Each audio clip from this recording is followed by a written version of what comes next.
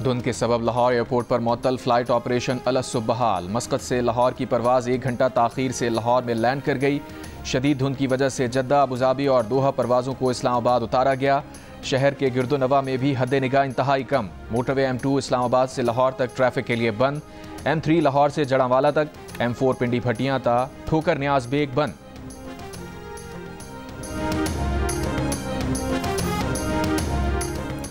अमरीकी शहर Los Angeles में तारीख की बदतरीन आग, 6000 घर और इमारतें राख का ढेर बन गई। 32,000 से जायद एकड़ रकबे पर वादियां उजड़ गई। हुक्काम का कहना है कि ये कहना कबल अज़ वक्त है, हलाक अफराद की असल तादाद क्या होगी। मंगल से लगी आग पर अब तक काबू नहीं पाया जा सका। 1.5 लाख अफराद की नकल मकानी, खाली घरों में डकैतों की लूट मार, 20 मुल्ज़िमान गिरफ्तार। खुश्क और तेज़ हवा से आग में खतरनाक इजाफे का खदशा बरकरार। हुक्काम का कहना है आग पर काबू पाने ना पाया गया तो ये कुदरती सानिहात में अमरीकी तारीख का बदतरीन वाक़या बन जाएगा। अमरीकी सदर जो बाइडन ने लॉस एंजलिस में आग लगने से होने वाली तबाही पर अगले 6 माह तक 100% अखराजात उठाने का ऐलान कर दिया। आतिशज़दगी पर ब्रीफिंग के दौरान सदर बाइडन ने कहा कि फंडिंग की रकम से मुतासरा इलाकों से मलबा हटाया जाएगा, आर्जी पनागाहें कायम की जाएंगी, रेस्क्यू वर्कर्स की तनख्वाहों समेत जान माल के तहफ़्फ़ुज़ के लिए तमाम इक़दाम पूरे किए जाएंगे। कहा तामीराती काम के लिए इजाफी फंड्स पास करने की ज़रूरत पड़ सकती है, जिसके लिए वो कांग्रेस से अपील करेंगे। नौमुंतखब सदर डोनाल्ड ट्रंप ने गवर्नर कैलिफोर्निया से मुस्ताफ़ी होने का मुतालबा कर दिया।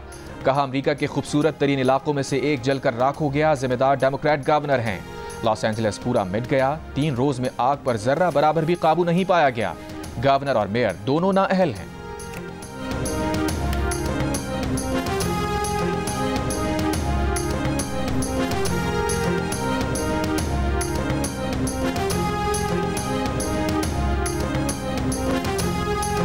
यूरोपीय यूनियन की पाबंदी के खात्मे के बाद कौमी एयरलाइन की पहली परवाज आज जुमे को इस्लामाबाद से पेरिस रवाना होगी।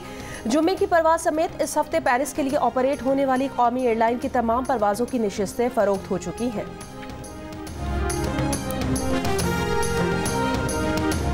जो मैंने फुट एंड माउथ डिजीज़ की बात की, ये सिर्फ जानवरों को नहीं होती, ये इंसानों को भी होती है। जहाँ उनका कदम उठता है तो मुल्क के खिलाफ उठता है, और जब माउथ डिजीज़ क्या है, जब मुंह खुलता है तो गाली गलोच और बदतमीज़ी और बदतहज़ीबी होती है। ना सिर्फ हम जानवरों की बीमारियों का इलाज करेंगे, बल्कि कई सियासी जमातों को जो बीमारियां लाहक है उसका भी अच्छा इलाज करेंगे इंशाअल्लाह ताला। पिछली हुकूमत ने 4 साल क्या किया? ये पैसा जो आज पंजाब में आपका पैसा है, लेकिन आप पे खर्च हो रहा है, नज़र आ रहा है कि खर्च हो रहा है, दुनिया देख रही है कि खर्च हो रहा है। ये पैसा पिछली हुकूमतों के पास भी था पंजाब में। पिछली हुकूमत ने ये पैसा किधर रखा? कौन ले गई है?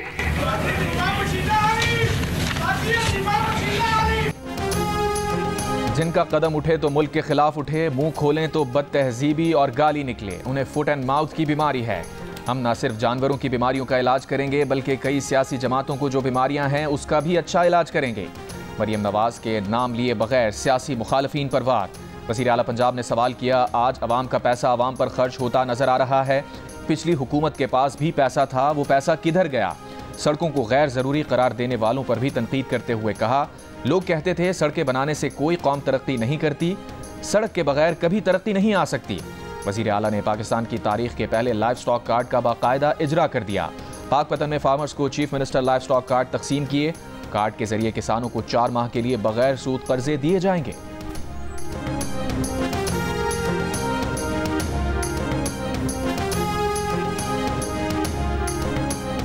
हुकूमत और पीटीआई जिस दिन मेज पर बैठेंगे उस दिन का एलामिया सरप्राइज होगा। दोनों कुछ कुछ बातें मान जाएंगे। छोटी छोटी आतिशबाजियों से कोई फर्क नहीं पड़ता, पीटीआई के रहनुमा शेर अफजल मरवत का दावा।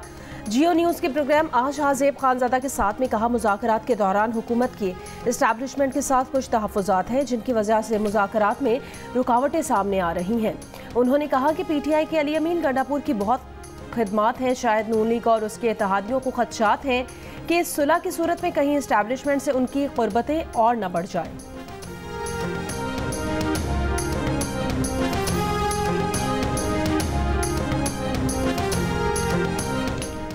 पीटीआई के सेक्रेटरी जनरल सलमान अकरम राजा की शेर अफजल मरवत पर तनकीद। कहा, शेर अफजल मरवत रोज ऐसा बयान देते हैं जिसका पार्टी से कोई ताल्लुक नहीं होता, उन्हें पार्टी पॉलिसी का इदराक नहीं।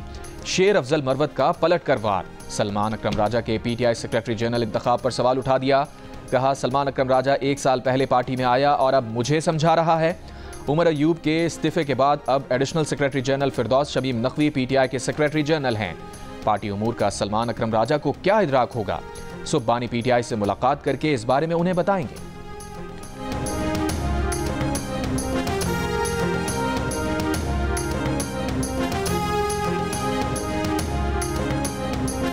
मेरे इल्म में नहीं है कि कोई वकील नहीं गया। यूजुअली ऐसे होता है कि ये लोग खुद रोकते हैं। ये हो नहीं सकता। यहाँ पे तो लोग हमारी पार्टी में मर रहे हैं खान की एक झलक देखने के लिए। इस पे लड़ाइयाँ हो रही हैं, इस पे अदालत में जाते हैं, लोग आपस में लड़ पड़ते हैं कि यार आज मैंने जाना है, तुमने नहीं जाना। मुज़ाकराती कमेटी को इजाजत ना मिली, ना सही बानी से मिलने जुमेरात को कोई वकील या पार्टी रहनुमा भी नहीं आया। मंगल और जुमेरात का दिन बानी पीटीआई से मुलाकात के लिए मुकर्रर है। 1.5 साल में पहली बार रहनुमा, फैमिली या वकला में से कोई अडियाला जेल ना पहुंचा। मरकजी सेक्रेटरी इतलात शेख वकास अकरम कहते हैं, ऐसा हो नहीं सकता, जेल वाले खुद बहानेबाजी करके रोकते हैं। बानी पीटीआई के वकील फैसल चौधरी का कहना है, बुध के बाद जुमेरात को फिर जेल हुकाम से राब्ता किया। जुमेरात दोस्तों की मुलाकातों का दिन है। जेल हुकाम की पीटीआई की जानिब से राब्ते की तरदीद। कहा, बुध से जुमेरात की शाम तक किसी का नाम नहीं दिया गया, ना कोई मुलाकात के लिए आया। पीटीआई का मुतालिबा है कि मुज़ाकरात की तीसरी नशिस्त से पहले बानी से मुलाकात कराई जाए। उमर अयूब कहते हैं, हुकूमत अपनी बात से मुकर रही है।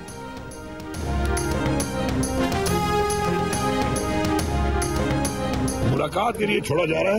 इंडिविजुअल मुलाकातें हो रही हैं। कमेटी की मुलाकात है, वो इसलिए डिले हुई है कि सादिक साहब वो मेरे ख्याल मुल्क से बाहर गए हुए हैं, तो मेरे ख्याल में वो आ गए हैं। तो इंशाल्लाह वो मुलाकात खान साहब की कमेटी की होगी और इंशाल्लाह कमेटी से भी बात। वज़ीर आला खैबर पख्तूनख्वा अली अमीन गंडापुर ने मुशीर सियासी उमूर राना सना के बयान की तायद कर दी। कहा, मुज़ाकराती कमेटी की मुलाकात स्पीकर कौमी असम्बली अयाज सादिक के मुल्क से बाहर होने के बाइस नहीं हो सकी। अब वो आ गए हैं तो बानी पीटीआई और हुकूमती मुज़ाकराती कमेटी से भी मुलाकात होगी। बानी पीटीआई से इनफरादी मुलाकातें जारी हैं। शेर अफजल मरवत का हुकूमत और पीटीआई को तहम्मुल से काम लेने का मशवरा। कहा, बयानात से मुज़ाकरात का माहौल ख़राब होगा। बानी पीटीआई से मिलने नहीं दिया जा रहा तो मुज़ाकराती टीम को बैठना चाहिए। सबसे ज्यादा टैक्स अदा करने वालों में कराची का पहला नंबर, लाहौर दूसरे और इस्लामाबाद तीसरे नंबर पर आ गया। एफबीआर ने 2023-24 की टैक्स वसूलियों की रिपोर्ट जारी कर दी है। रिपोर्ट के मुताबिक 2023-24 में कराची ने कुल टैक्सों का तकरीबन 31% यानी 2,522 अरब रुपए मुल्की खजाने को दिए। माली साल 2022 और 23 के मुकाबले में टैक्स वसूलियों में 27% इजाफा हुआ। 2022 और 23 में कराची से 1,979 अरब रुपए टैक्स जमा हुआ था। लाहौर से 2023-24 में 17.1% यानी 1,402 अरब रुपए से जायद का टैक्स वसूल किया। टैक्स देते हैं उतना हो नहीं रहा जितना होना चाहिए कराची में, वैसे हो नहीं रहा। जिस हिसाब से कराची की रेवेन्यू है उस हिसाब से टोटल 10% भी मेरा हल नहीं लगता है। कराची को बिल्कुल कुछ नहीं मिला है। मैं खुद पाकिस्तान में नहीं होता हूँ, बाहर से आया हूँ, तो आज हम इसी वजह से परेशान हैं। इंफ्रास्ट्रक्चर बर्बाद हो गया है, जैसा छोड़ के गए थे उससे ज़्यादा ख़राब है। हम सालाना टैक्स दे रहे हैं, हर चीज़ हमारी ऑन द रिकॉर्ड है, ठीक है। इसके बावजूद भी हमें कोई रिटर्न नहीं है ये हुकूमत से। कौम हद से ज़्यादा टैक्स पे करती है। आप कहीं खाने जाए आप टैक्स पे करते हैं, आप कहीं पार्किंग तो आप पे टैक्स पे करते हैं, आप कुछ चीज़ खरीदते हैं तो भी आप टैक्स पे करते हैं। उसके बरक्स जितना देती है उतना उसको मिलता नहीं है, उतनी सहूलतें मैसर नहीं है। ना सड़कें ठीक, ना पानी का बंदोबस्त, ट्रैफिक का सिस्टम जैम, कराची में कोई नहीं निज़ाम। पाकिस्तान में सबसे ज्यादा टैक्स देने वाले शहर के बासी शहर की अबतर सूरत हाल पर बरस पड़े। शिकवा किया, जितना टैक्स लेते हो उसका 10% ही शहर पर लगा दो।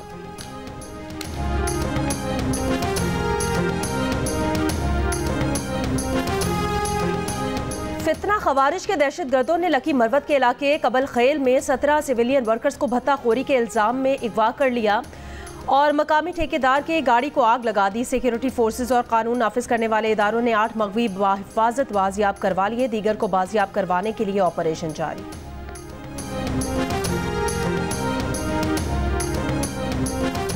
हंगू की तहसील टल से कुरम आने वाले मालबरदार ट्रकों के काफिले आज रवाना होंगे या नहीं। 30 से ज़ायद मालबरदार गाड़ियां क्लियरेंस के लिए चेक पोस्ट पर खड़ी हैं। ज़िला इंतजामिया के मुताबिक रह जाने वाली गाड़ियों को जल्द रवाना किया जाएगा। शहरी महदूद ही सही सामान की तरसील पर खुश तो हैं, लेकिन मेडिकल स्टोर्स पर अद्वियात की किल्लत की वजह से परेशान भी हैं।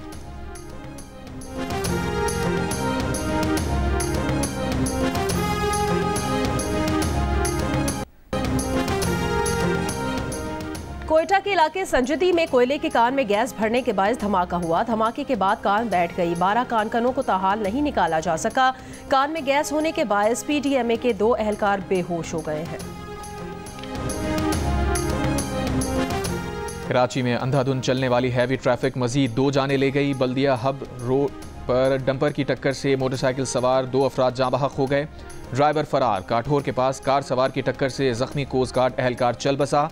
कार सवार कुछ दूर जाकर कार छोड़कर फरार हो गया था। मुकदमा दर्ज। कुरंगी चमड़ा चुरंगी के करीब कार की मोटरसाइकिल सवार को टक्कर। मोटरसाइकिल नाले में जा गिरी। 1 शख्स जाँ बहक, कार सवार फरार।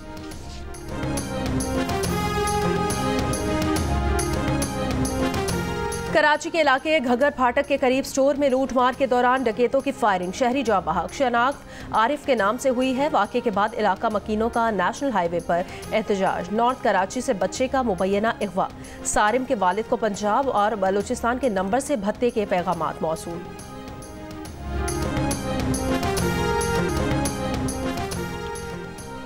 HPFC की खरीदारी में दिलचस्पी रखने वाली पार्टी ने अहम शराइत पर इत्तफाक कर लिया है। जल्द निजकारी कर दी जाएगी। कौमी असम्बली की कायमा कमेटी निजकारी के इजलास में सेक्रेटरी निजकारी कमीशन की ब्रीफिंग। रुकन कमेटी ख्वाजा शिराज महमूद ने सवाल उठाया कि निजकारी में सिर्फ एक ही बोली दहिंदा क्यों रह जाता है।